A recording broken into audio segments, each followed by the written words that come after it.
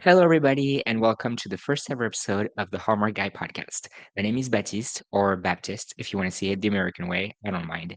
And I'm the Hallmark Guy. I said first ever episode, that's not entirely true. This podcast was born as a class project last year. I'm a French international student studying in the US in the Kansas City area. And last year I had an introduction to podcasting class and we had to create a podcast. And I decided to create a podcast about Hallmark movies because I love a lot of things, but I really love Hallmark movies and I try to watch all of them. And it was the fall. We were getting ready for the Christmas season, and I said that's what I'm going to do for this class. So for the class, we did 3 episodes. One is on this YouTube channel. Don't try to look for it. It's unlisted. You won't find it. So that was the 3 episodes we did last year. And this year, I tried to do a first episode after week one of Countdown to Christmas, but I didn't really like what I did. So I took some time to come up with a different format. And here we are, 2 weeks later, recording this first ever real episode that will be published, contrary to the other four now.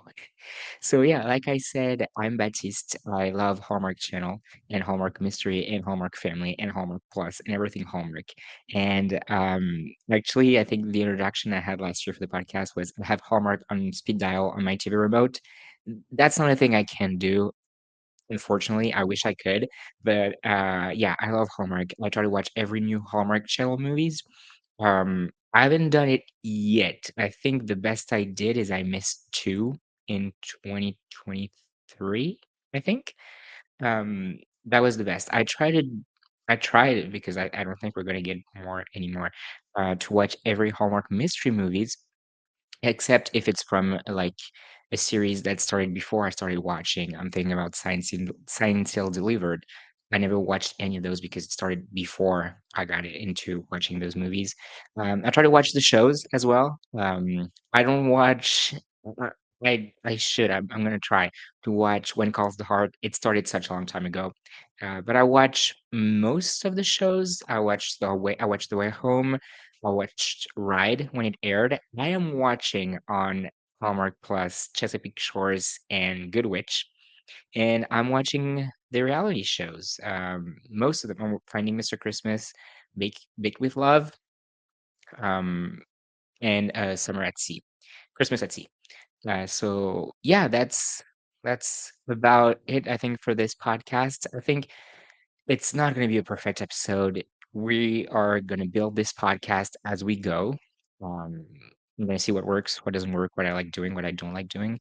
Um, and I think you'll learn more about me. But one more thing I'd say is being in the Kansas City area is so great because it's where Hallmark Cards is from. And I get to go to and that's where the Hallmark Christmas experience is. And I get to go whenever I want. Last year I went almost every night of every weekend. I keep saying, I joke, like the guys from the parking lot knew my name by the end of it because I was there almost every night to meet the Hallmark stars, and I have tickets to go to the panels. So that's a real bonus of being in the Kansas City area, is that you get such a close access to Hallmark. So that's really great. So yeah, like I said, 2 weeks ago, I recorded an episode for week one of Countdown to Christmas, and I didn't really like what I did, so I took some time to come out with a new format, um, and I did. And this episode probably won't be the format that I'm going to go with. What this podcast will be about is I'm going to talk about everything Hallmark. We're going to recap movies. I'm going to tell you what I thought, what I liked, what I didn't really like. Uh, Christmas traditions. Maybe we'll do some rankings, preview shows. Um, yeah, I'm hoping at some point we'll get some guests. That would be really cool. But yeah, it's going to be about what Hallmark is, the movies.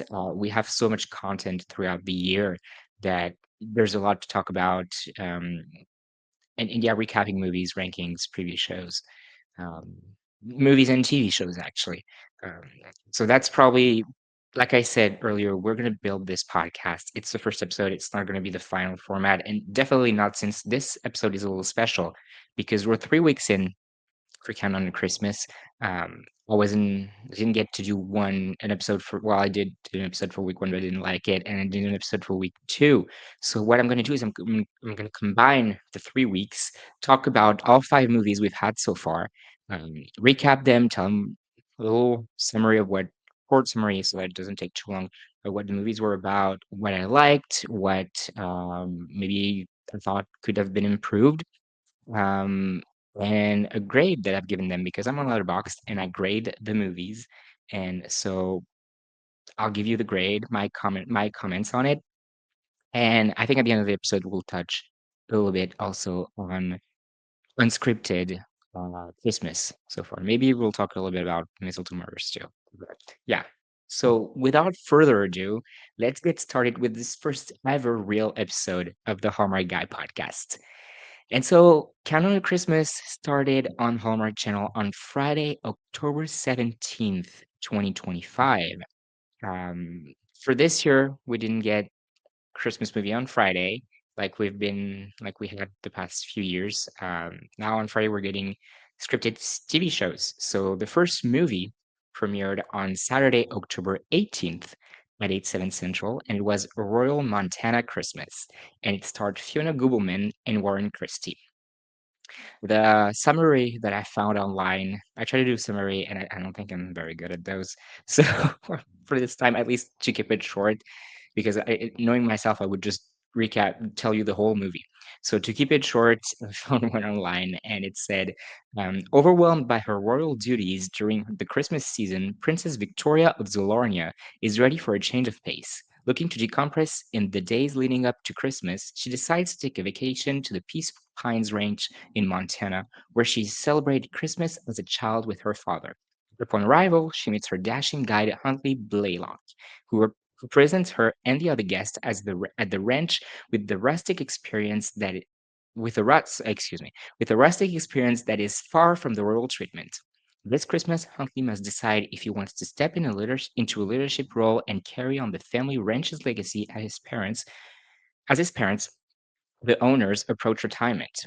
Unaware of her status as a princess, Huntley puts Victoria through the rigors of the Montana Ranch experience. Victoria also plans to help Huntley revive the ranch's Christmas holiday dance. Victoria finds herself charmed by both Huntley and the different pace of life.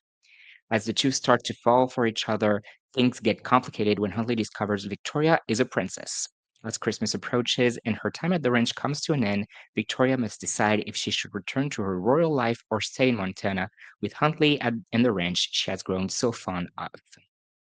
So it's a pretty good summary of what movie's general plot is about. But of course, it's more than that. Um, let's start with Zolarno. Brand new name. Like we're getting into the Z's now names for fake European monarchies. Um, so she gets into that ranch, and at that ranch, apparently I don't know if it's a real thing. Apparently it is. At that ranch, the guests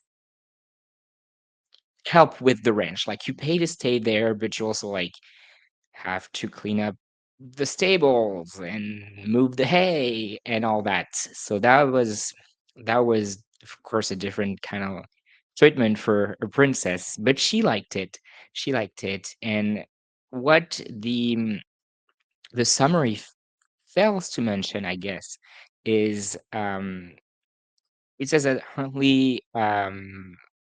that things get complicated when Huntley discovers that Victoria is a princess. And it actually is different from other Hallmark movies, and I feel like it doesn't get that complicated because it's actually accepted pretty well. It's like, oh, okay, you're a princess.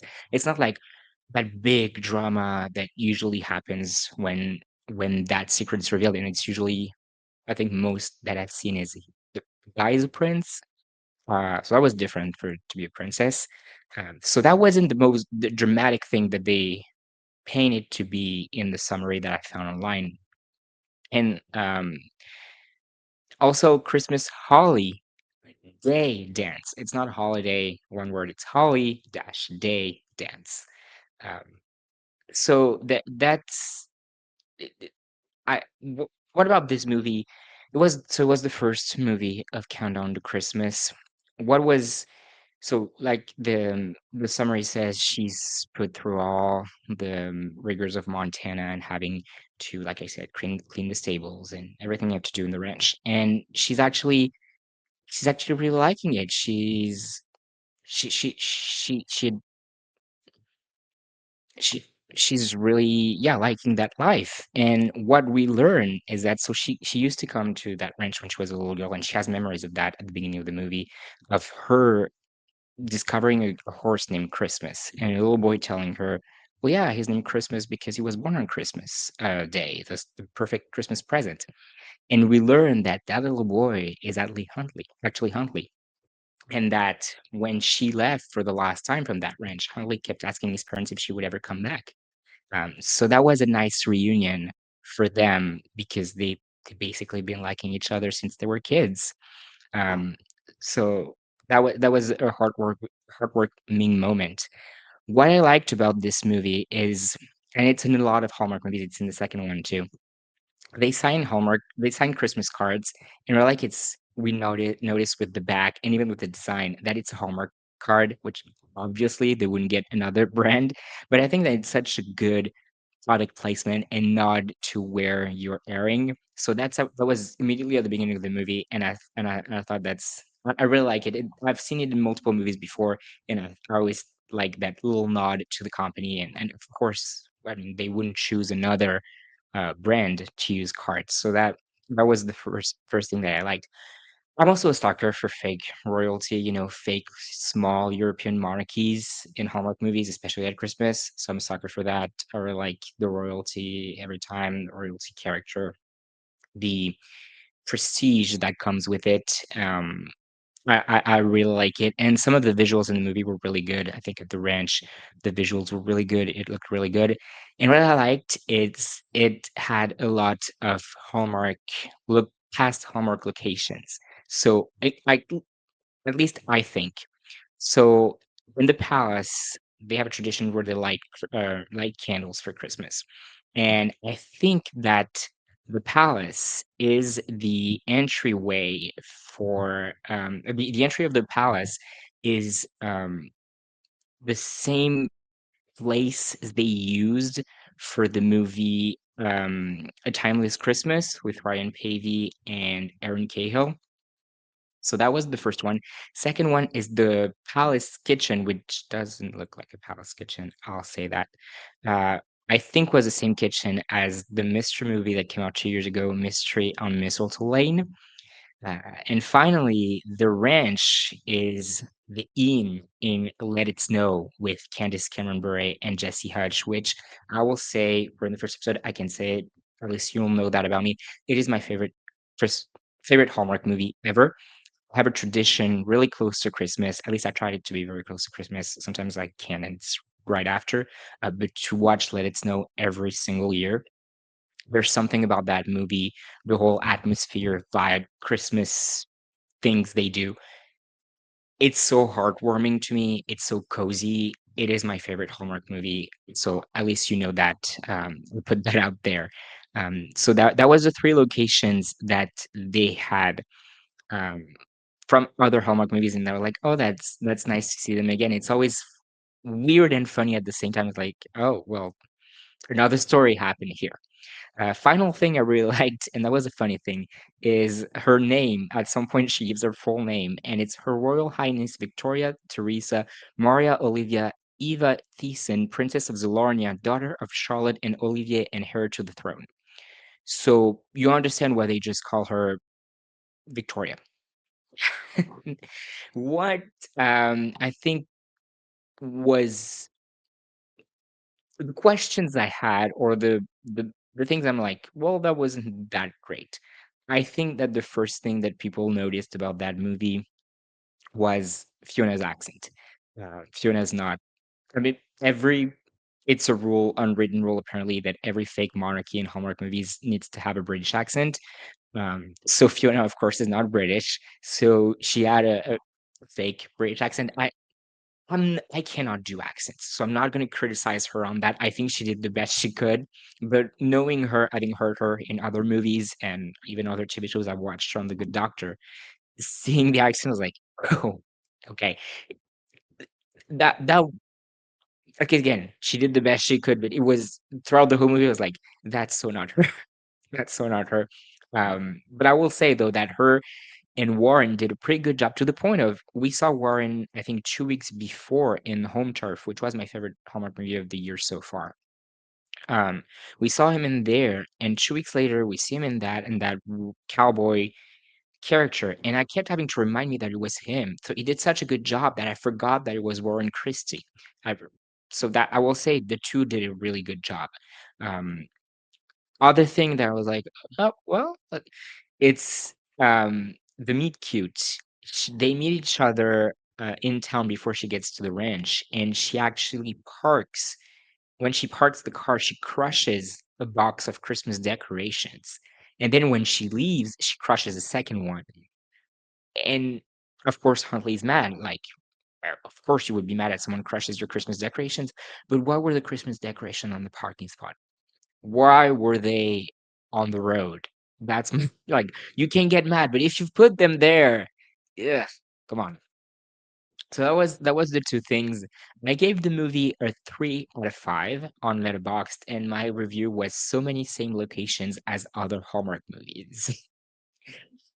I will say it was not the most solid Hallmark movies we've had to start a season, but it also wasn't bad. It was a pretty decent, okay movie. Will it become a classic? Probably not. But it was an okay way to start this season. The second movies that followed the next day, sorry, is was A Christmas Angel March, which Christmas Angel Match, which premiered on Sunday, October 19th at 8/7 Central, and it starred Megan Ory, I'm sorry, and Benjamin Ayres. The summary synopsis I found in the movie says that Monica, played by Ori, and Michael, played by Ayres, are Christmas angels are tasked with bringing destined soulmates together during the most magical season of all. Typically, angels work alone, but when the Christmas Connection department faces the threat of downsizing, Monica and Michael are unexpectedly paired to ensure Daisy and Patrick fall in love before Christmas. The partnership isn't without its challenges. Monica is a by the book traditionalist who follows every heavenly rule, while Michael embraces spontaneity and delights in earthly joys like hot chocolate, snowball fights, and holiday dancing. Their clashing styles and the undeniable spark between growing between them complicate their mission. As Christmas Eve draws near, I'm sorry. As Christmas Eve draws near, Monica and Michael worry that their differences will keep them from completing their mission in time. But just when it seems all hope is lost, a surprising turn of events changes everything, leading to a Christmas connection no one saw coming. So that's a pretty good summary, I guess. The I will say so of course it's the we cannot work together, but we have to work together movie. Um, they're totally polar opposites. Like they said, she's by the book, and he's like, "Oh well, we'll see." He's not actually. There's a book that they have to follow, and he's not. He's basically told their boss, like, "I'm not gonna do it because the way it works my way is if I don't follow the rules." So that's obviously that angel match that do not match together to work together. So that of course creates funny scenes, especially when Monica is shocked that he drinks hot chocolate with marshmallows. Because Monica sees herself as an angel. She's not here to enjoy Earth's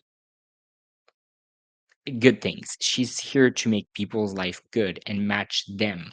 And they study these people um, to see who would go together. And Monica has been the best for like years, but this year she only has one match prepared for Christmas because she had an incident right before where they went all the way like the people she tried to match were gotten really close, and in the end it didn't work out, and it threw her off, and everyone is like, what's happening with her?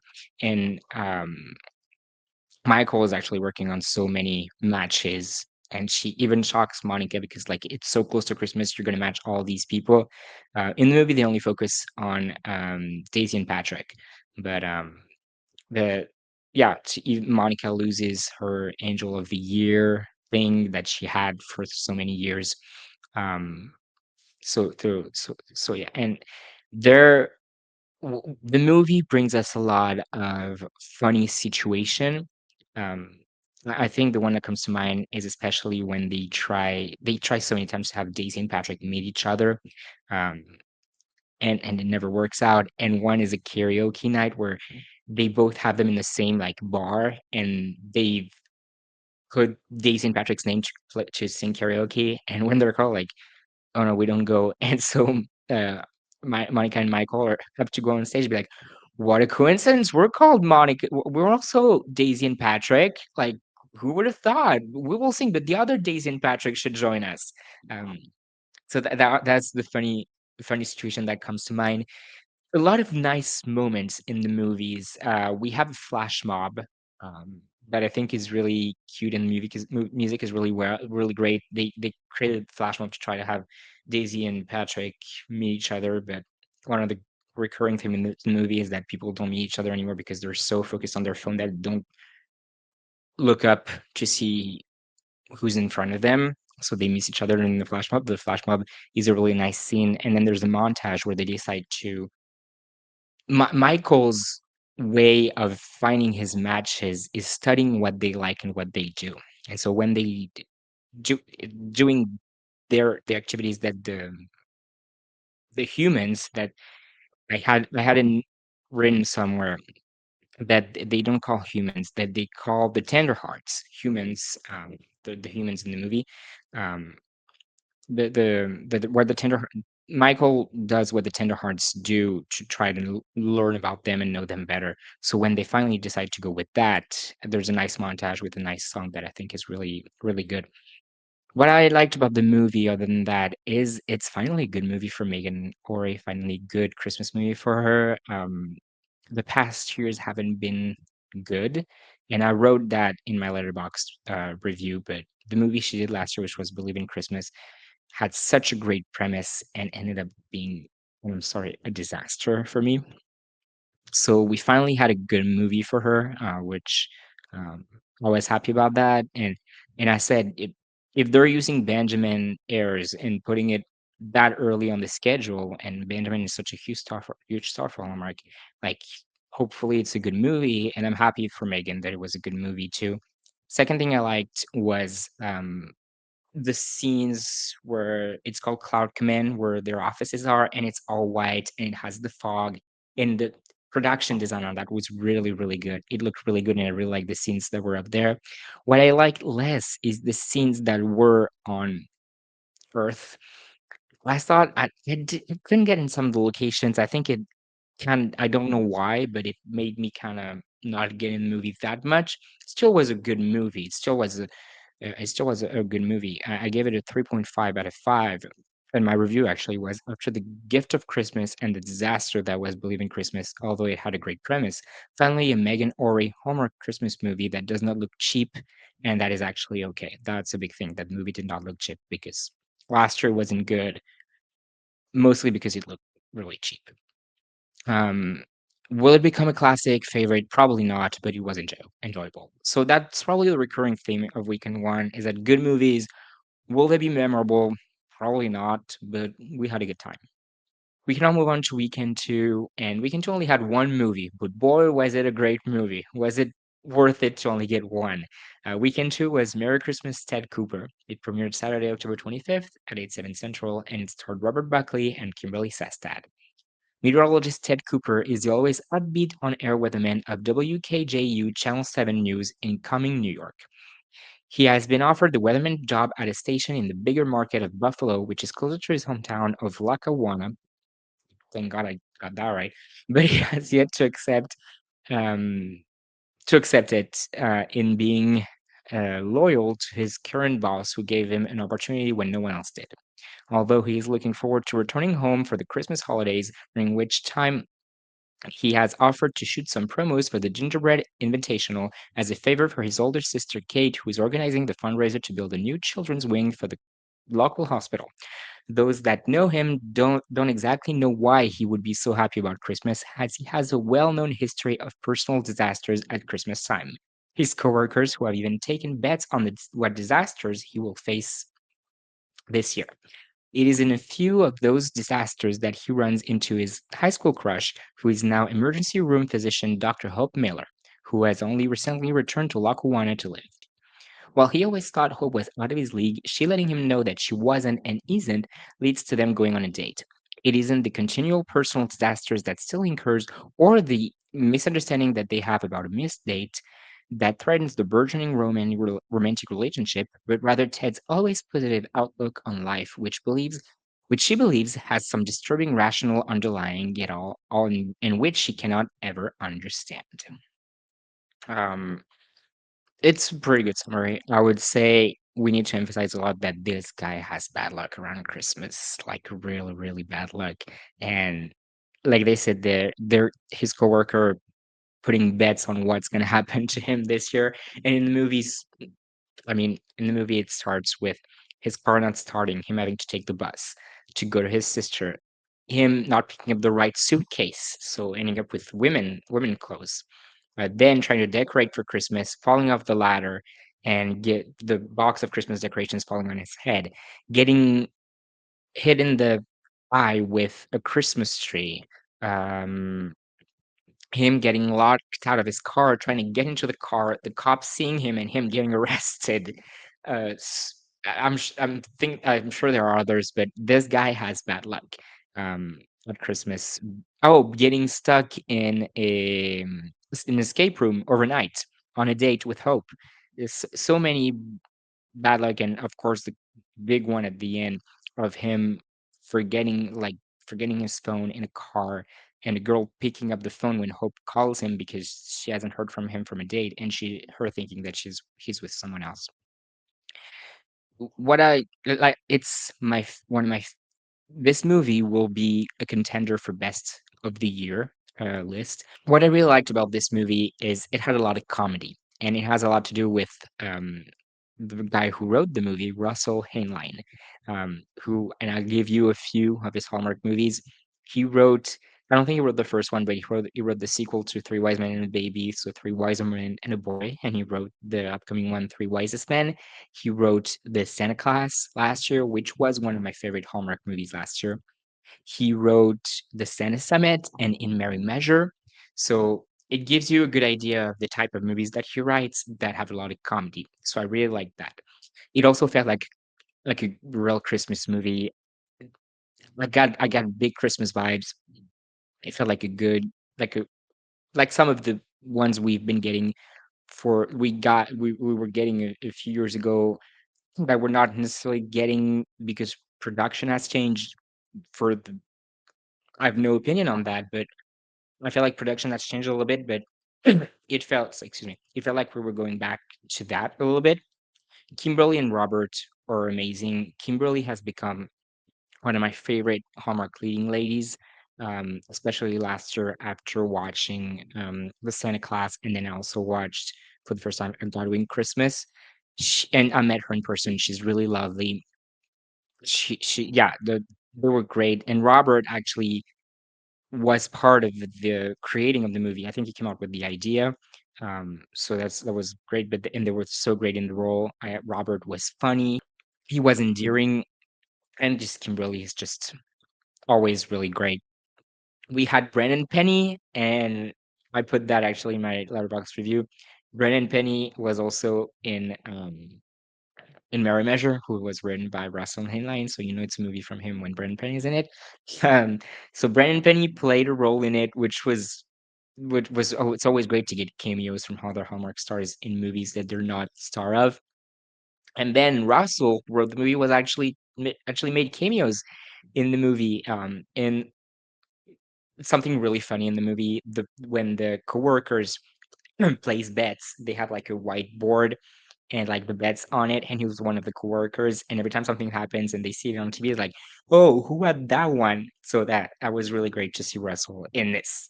I'm sorry, I had to cut. I had to go get it covered up. You probably heard my voice at the end, so I'm sorry. I'm gonna have that while I'm talking. Like I said, really great movie, contender for one of the top movies of the year. I gave it a 4.5 out of 5. When I said another Russell Henline home run. We have a contender for one of the best ones of the year. You start to be able to recognize when it is a Russell Heinlein movie. It has love, it has comedy, it has heart, and it has Brendan Penny. Robert and Kimberly were perfect for these roles. What I liked is like the same thing as for the second class last year. Russell liked my review on Letterboxd, so like, oh, that's he saw what I thought, so that's great.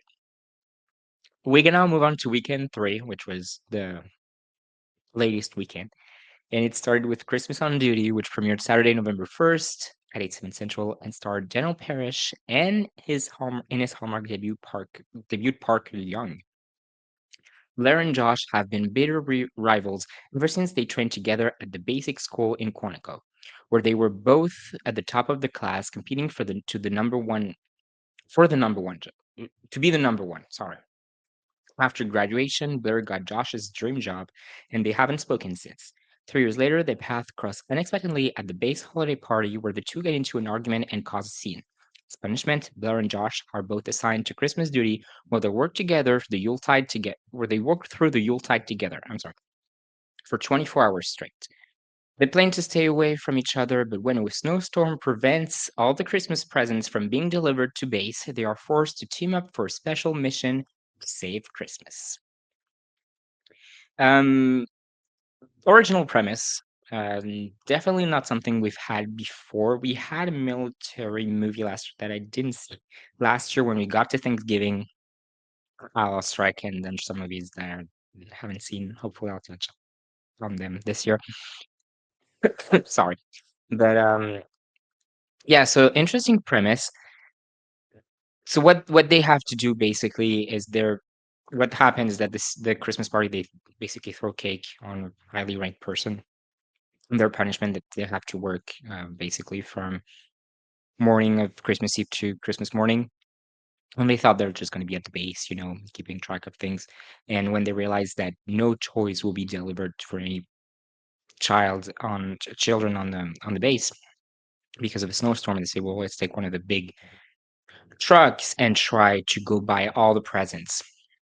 And it's become an official military operation that they have to do to get back on time. Janelle's character Blair is up for promotion, and if she wants the boss to put in a good word, she needs to do that right. And Josh is new at that base, so of course he needs to do a good job. Um, so yeah, what I liked is the winter Christmas visuals were amazing. I looked at some Instagrams.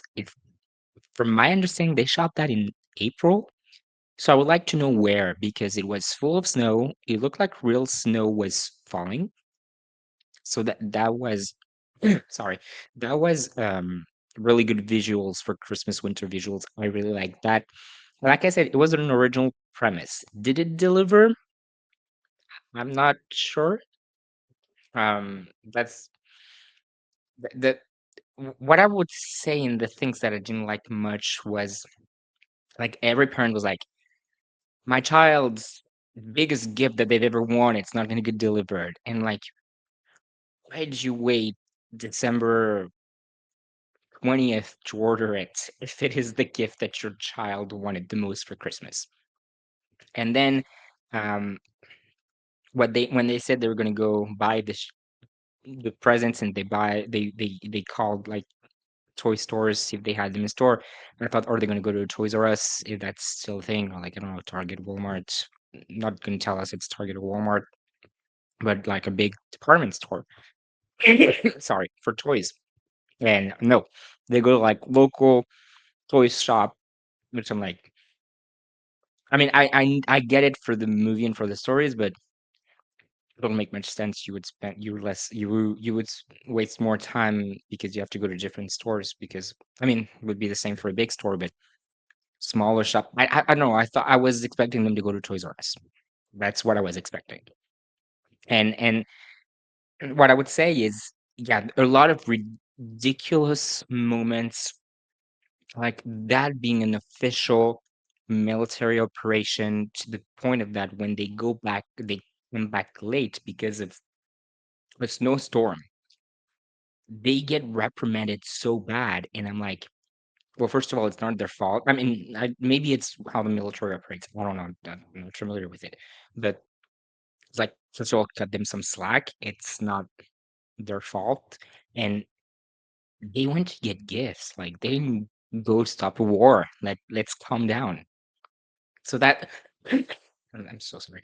That was my kind of ridiculous moment. And other thing is that although I said the winter Christmas scenes were beautiful, it didn't look like a snowstorm.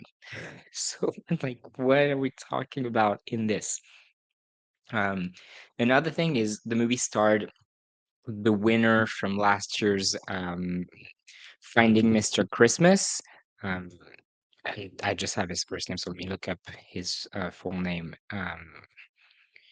One sec, real quick. I'm sorry.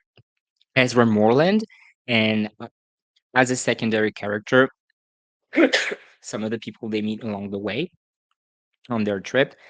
I think, to be wrong, I think Ezra was like fourth listed in the cast at the beginning of the movie, but we saw him for like not even sure he was on for 5 minutes. So I was expecting him to have a big role, and especially since he won Finding Mr. Christmas last year.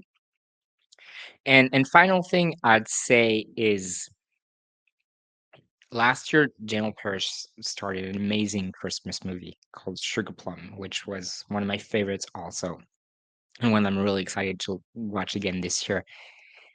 And to me, it was a letdown compared to last year because last year was so great, and this year I didn't enjoy it that much.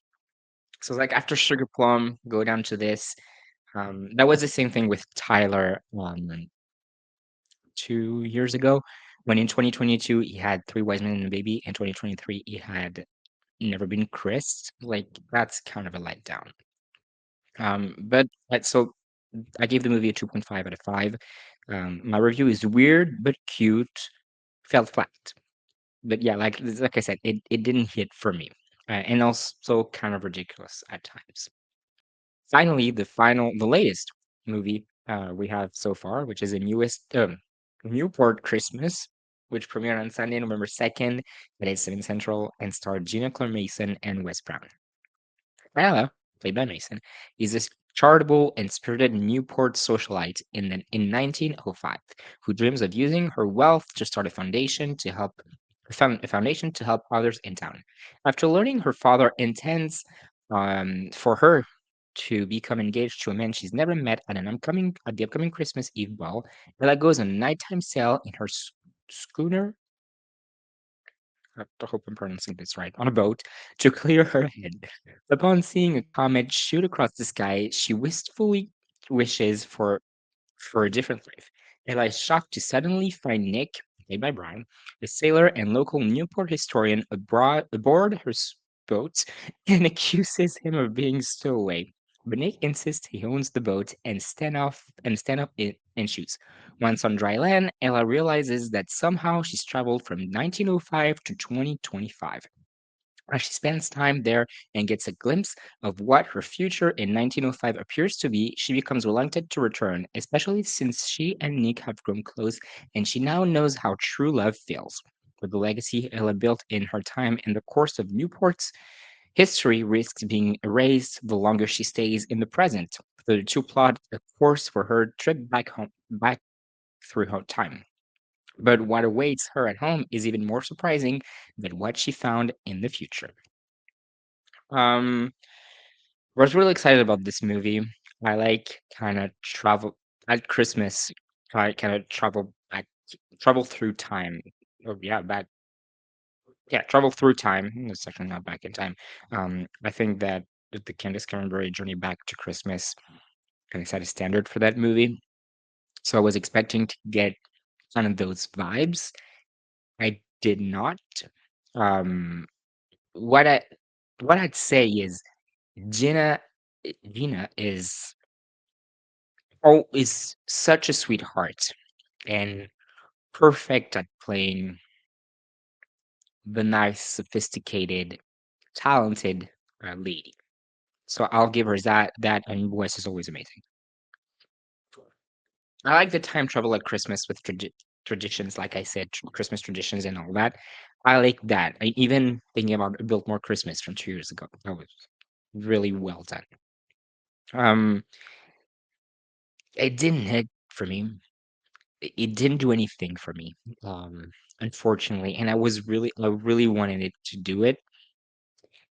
I think it was really confusing, actually, and it got more confusing as the movie went, and like the final minutes, you finally get it, but the whole time, I'm like more confused than anything about the whole plot, about how the whole time travel works, because then we realize that the guy. So in history books, there's a name that it says that she marries someone, and they actually meet that guy in town, and that guy actually has been there for 20 years. He has been sent to rescue her from 1905 when she didn't come back home. Her dad sent that guy to rescue her, and that guy actually arrived in 2005 because he also saw the comet, but was at other coordinates in the ocean, so that brought him at a different time. Um, but the guy is now has been here for 20 years. He doesn't want to go back. He has a fiance. So it's really confusing. What I liked though is that as we go through time through the movie and she stays in 2025, her legacy starts disappearing. So she created a Christmas ball. The ball disappears. There's a plaque with her name on it. Disappears. That I really liked, and that's the time travel aspect that I like in the movies. So I'll give them that. But it was tough to follow in terms of the time travel. What what's this whole thing about? That was tough to follow. It did not feel really Christmassy either. I feel like it was missing some Christmas decoration, which usually I have the Hallmark um, Countdown to Christmas book, and it says that they use a ton of lights and all that. And like, did Hallmark did the decoration on that? Because I feel like we were missing a little bit. And yeah, the whole vibe didn't feel that Christmassy to me. A lot of green screen, which they do what they can in the time that they have and the money that they have and what's best for production. I'll give them that. But it was at some point, and I can only focus on that. I'm sorry. I was a little disappointed also because Wes and Gina teased music, and I think they released a song together, and I thought the song would be in the movie. They didn't sing in the movie. So I was looking forward to that, and that did not happen. And yeah, final point is what I was missing some magic overall, especially when you have movies like Singing Back to Christmas, A Timeless Christmas that I mentioned earlier, or A Biltmore Christmas. So I gave the movie a 2 out of 5. And I said Gina Claire Mason is perfect in the role of the sophisticated lady, but the movie felt extremely flat and not very Christmassy, and so many green screens. So yeah, I would say unfortunately weekend 3 wasn't the best weekend for Hallmark. I still had a good time. I still enjoyed myself. I always do. But yeah, it wasn't the best weekend, and the movies would probably won't be ranked really high at the end of the season for me. So that's it for movies so far. We did our 3 weeks worth of recap. What I want to do is mention a little bit unscripted. So I'm watching Finding Mr. Christmas and Baked with Love Holidays. Finding Mr. Christmas, I was sad about the two eliminations. There were two guys that I really liked and that I wish would have gone further. I was especially surprised this week when they eliminated Drake. Hopefully I'm right. Um that I thought, yeah, that's Drake, yeah. I thought he was so Hallmark material. He looked like a Hallmark star, like a kind of younger Christopher Russell.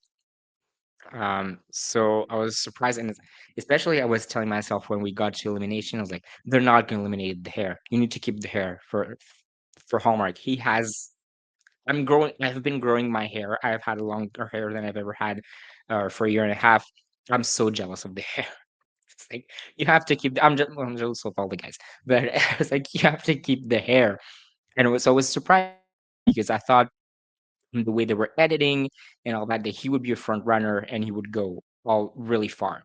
And so I was surprised to see him go. So I was finding Mr. Christmas. Baked with Love.